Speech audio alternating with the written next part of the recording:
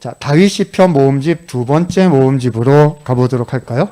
다윗 시편 모음집 두 번째. 자, 우리는 이제 되게 중요한 측면으로 들어가고 있습니다.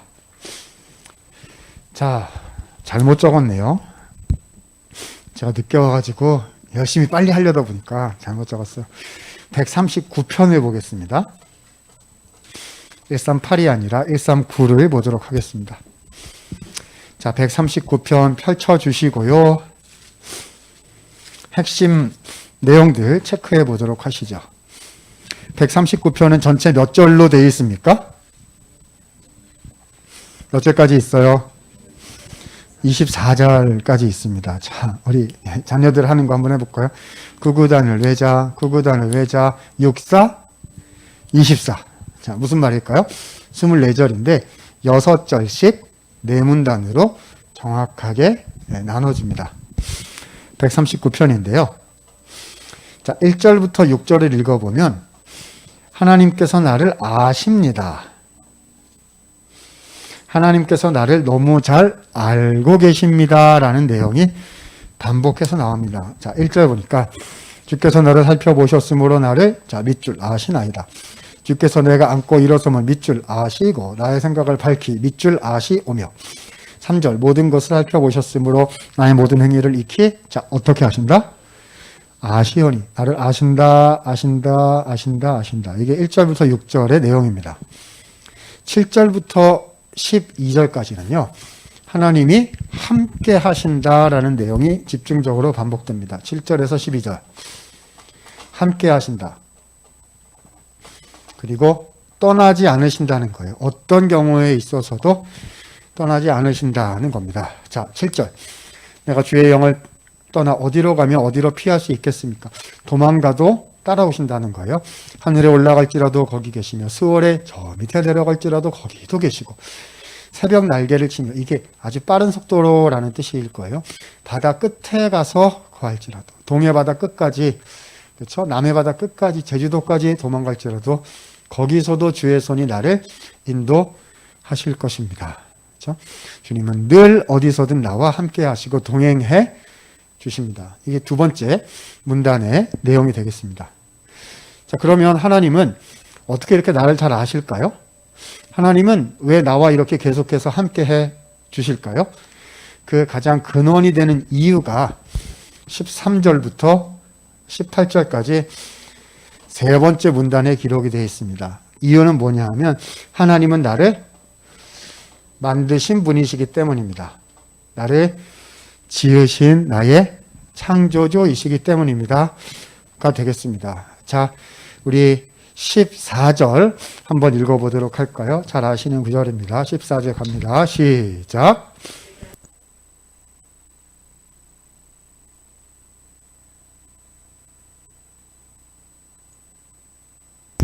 예전 성경에는 이 구절을 뭐라고 기록했었냐 하면 주께서 나를 지으심이 신묘막측하심이라. 그 번역이 신묘막측한 번역이에요. 원문보다 한국말 번역이 더 은혜로운 그런 번역인데요. 자, 하나님께서 나를 지으셨다라는 겁니다. 15절. 내가 땅의 깊은 곳에서 지음을 받은 때에 나의 형체가 주의 앞에 숨기지 못하였나이다. 모태에서 내가 처음 존재하게 되었을 때라는 말이죠. 내 형질이 이루기 전에 주의 눈이 보셨으며 나를 위하여 정한 날이 하루도 되기 전에 주의 책에 다 기록이 되었나이다. 주님이 나를 아시고 버리시지 않으시는 이유는 나를 존재하게 하신 분이 바로 하나님이시기 때문입니다. 너무 은혜로운 고백이죠. 자, 그런데 여기까지는 너무 좋아요. 그런데 자, 19절에서 24절 맨 마지막 문단에 가서 보면요. 19절에서 24절 맨 마지막 문단에 가서 보면 갑자기 분위기가 급변하면서 좀 덜 은혜롭게 생각되는 내용이 갑자기 툭 나옵니다. 19절 보시죠. 반드시 주님은 악인을 죽이시리이다. 피 흘리기를 즐기는 자들아 나를 떠나라. 자, 이 은혜로운 분위기에서 갑자기 악인 얘기가 왜 나오는 걸까요? 자, 23절, 24절이 결론부가 되겠습니다. 자, 23절, 24절 읽겠습니다. 시작. 하나님이여 나를 살피사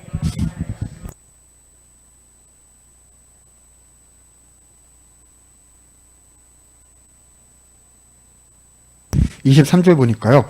하나님이여 나를 살피소서라는 명령형이 나오고요. 두 번째로 내 마음을 아십시오라는 명령형이 나오고요. 맨 끝에 보니까 내 뜻을 아십시오라는 명령형이 또 나옵니다. 여러분 이거 웬 말이죠? 하나님은 나를 알고 계시는 분이라고 1문단에서 이미 얘기를 다 했거든요. 근데 왜 나를 다시 알아달라고 얘기를 하는 걸까요? 이 얘기를 왜 하는 걸까요? 자, 세 번째 명령형에 뭐라고 나오냐면 나를 무엇하사? 시험해 주십시오. 지금 악인은 멸망한다 이런 얘기를 하면서 시험해 주십시오. 자, 24절이 마지막 결론을 제공을 해주는 거죠. 내게 무슨 악한 행위가 있나 보시고 나를 영원한 길로 인도하소서. 그럼 무슨 말일까요? 나도 그렇죠? 나도 악인의 길로 갈 가능성이 언제든 있으니 그렇죠? 이대로 있으면 악에 넘어가 악에 빠질 수 있으니 나를 아시는 분, 함께 하시는 분, 나를 지으신 하나님께서 나를 매일매일 다시 체크해 주시고 점검해 주셔야 합니다. 라고 겸손하게 고백하고 있는 거죠. 하나님의 은혜를 진짜 아는 사람은요, 더 회개해요. 그죠? 진짜 죄를 용서받은 자유함이 있는 사람들이요, 진짜 은혜를 깊이 경험하신 신앙이 있으신 분들이요, 자기 보고 죄인이래요. 그죠? 그게 구원의 은혜를 몰라서 그러는 게 아니고요. 그죠? 죄사함의 감격을 몰라서 그러는 게 아니고요. 그 은혜 앞에서 내가 얼마나 깊은 죄인인지가 날마다 더 드러나기, 은혜를 알기 때문에 더 죄인이라고 겸손히 고백하게 되는 거 아니겠습니까? 그죠? 149편은 우리에게 다윗의 어떤 모습을 보여주느냐? 139편은요. 다윗의 겸손한 모습을 우리에게 보여주는 겁니다. 여러분, 다윗 시편 모음집 138부터 145편까지의 이 기본 앵글, 다윗이 취하고 있는 기본 모드가 뭐냐면요, 겸손이에요. 나는 아무것도 아니며 하나님뿐이시다 라는 얘기가 계속 반복해서 나옵니다. 144편으로 가보도록 하겠습니다. 자, 10분 안에 마치도록 해보겠습니다. 자, 144편 갑니다. 144편은 두 부분으로 나눌 수 있는데요. 1절부터 11절, 12절부터 15절. 자, 145편 여기다 쓰겠습니다. 144편입니다. 1절부터 11절, 12절부터 15절. 자, 이렇게 나눌 수가 있습니다. 144편을 이해하기 위해서는요, 지금까지 우리가 살펴봤던 주요 시편들을 알고 있을 필요가 있습니다. 다윗이요, 요즘 말로 얘기하면 자기가 옛날에 만들었던 거 가지고 나와서 리메이크한 거예요. 그렇죠? 옛날 버전 가지고 나와서 조금 새 노래를 만든 셈이어가지고요. 옛날 1차 노래가 원곡이 뭐였는지 알아야 이 뉘앙스를 탁 맛볼 수가 있습니다. 자, 여러분 어딜 보시냐? 1절 보시면요. 나의 반석이신 여호와를 찬송하리로다. 그가 내 손을 가르쳐 싸우게 하시며 손가락을 가르쳐 전쟁하게 하신다. 하나님이 나에게 전쟁하는 방법을 알려주셔서 열방을 이기게 하신다. 자, 어디에 나왔던 내용이죠? 첫 번째, 시편 1권 때 시편 제18편에 나왔던 그 구절을 그대로 갖다 놓은 겁니다. 분위기 좋아요, 안 좋아요? 완전 좋죠. 그렇죠? 열방 다스리네, 뭐 이런 종류의 얘기가 되겠습니다. 자, 3절 가서 볼까요? 여호와여, 사람이 무엇이기에 주께서 그를 알아주시며 인생이 무엇이기에 그를 생각하시나이까. 어디 나왔던 내용일까요? 시편 제8편. 여호와 우리 주여, 주의 이름이 온 땅에. 사람이 무엇이기에 주께서 그를 생각하시며 인자가 무엇이건대 그를 권고하시나이까. 자, 하나님보다 조금 못하게 하시고 영화와 경기로 관시우셨나이다 했던, 인간을 만물의 통치자로 창조하셨다라는 시편 제8편에서 가지고 온 구절이 되겠습니다. 분위기 좋아요, 안 좋아요? 완전 좋죠. 열방 이기죠. 하나님을 대신해서 통치하는 자다. 이런 기대감이 그냥 한껏 상승하도록 하고 있는 거예요. 그런데 갑자기 4절에서 이 상승 모드를 왕창 깨뜨리면서 이렇게 얘기를 합니다. 사람은 헛것 같고 지나가는 날의 그림자 같습니다. 여러분 이거 어디서 나왔던 톤입니까? 90편 모세의 기도에서 나왔던 톤입니다. 확 끌어올려 놓고요. 훅 떨어뜨립니다. 그래서요. 다윗이 이방인들한테 당하고 있어요. 7절 볼까요?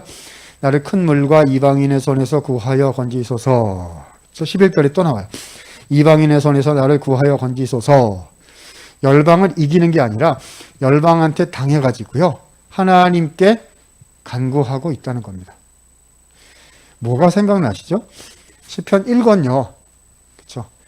자, 5개의 묶음으로 나눌 수 있는데 탄식의 시로 시작을 해서 탄식의 시로 마친다. 뭐라고 얘기했었냐 하면 가장 성숙한 하시드의 모습은 첫 마음을 그대로 가지고 있는 것입니다. 하나님밖에 없습니다.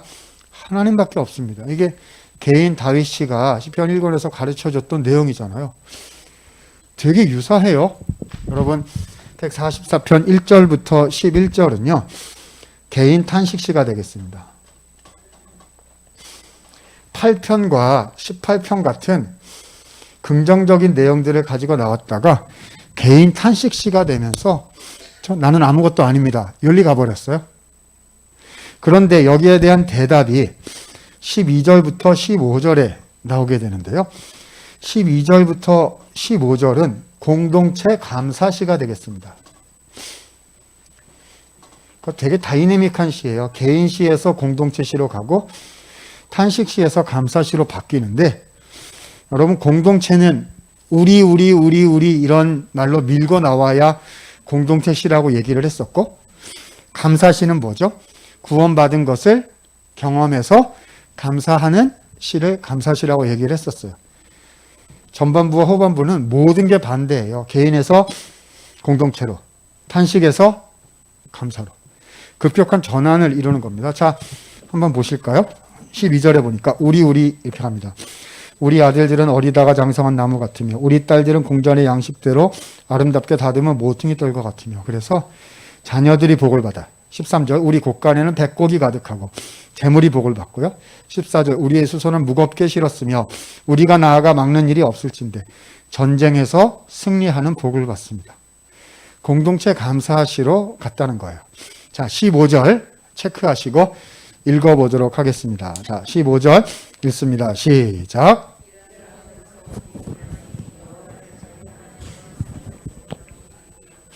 자, 여러분 여기서 기억하셔야 되는 내용이 뭐냐 하면 이런 겁니다. 개인 다윗의 모습은 사라지고요. 뭐가 남죠? 공동체가 남습니다. 다윗은 겸손한 모습으로 하나님뿐입니다 라고 얘기하다가요. 심지어는 어디까지 가냐 하면은요. 자기 자신의 중요함을 내세우는 게 아니라 뭐가 소중하다? 공동체가 소중하다. 개인으로서 이루는 것이 아니라 공동체의 일원으로서 회복이 되는 겁니다. 라고 공동체의 중요성을 지금 하반부에서 이야기하고 있는 거거든요. 여러분 하나만 더 읽고 정리하겠습니다. 자, 145편 1절. 마지막 다윗 시편이 되겠습니다. 145편 1절. 왕이신 나의 하나님이여 내가 주의 이름을 높이고 영원히 주의 이름을 찬양도 있어요. 왕이신 나의 하나님 찬양도 있잖아요. 다윗이 누구를 왕으로 고백합니까? 누구를요? 하나님이 왕이시다라고 고백합니다. 4권에서는요. 여호와가 왕이시다라는 말이 계속 나왔는데 그게 다윗 시들이 아니었어요. 그죠? 1권과 2권에는 하나님이 왕이시다라는 다윗의 언급이 좀 있는데요. 3, 4, 5권에서 하나님이 왕이시다라고 다윗이 직접 얘기하는 부분은 여기가 처음입니다. 그죠? 다윗은 결국 하나님이 왕이심을 고백하고 있는 거예요. 자, 정리해보면 이 다윗 시편 모음집, 두 번째 모음집에서 다윗은 어떤 모습을 보이고 있느냐는 겁니다. 자, 펜 있으시면 써 놓으세요. 제가 쭉 한번 부르면서 적어 보도록 하겠습니다. 다윗은요, 겸손한 모습을 보이는데요. 그렇죠? 자, 첫 번째는 하나님의 왕권을 인정하며 자신을 왕이 아닌 공동체의 일원으로 인식합니다. 그렇죠? 이 모든 것은 다윗이 어떤 모습을 보였다는 거죠? 겸손의 모습을 보였다는 거예요. 겸손의 모습을 보인 거. 첫 번째, 누가 왕이시다? 하나님 왕이에요. 자기가 계급장 뗀 거예요. 그렇죠? 그리고 나 혼자가 중요한 게 아니라 하나님이 누구를 회복시킨다? 공동체, 우리를, 공동체를 계급장 떼고 하나님이 왕이시고 저는 백성들 중에 한 사람입니다. 라는 고백을 했다는 거예요.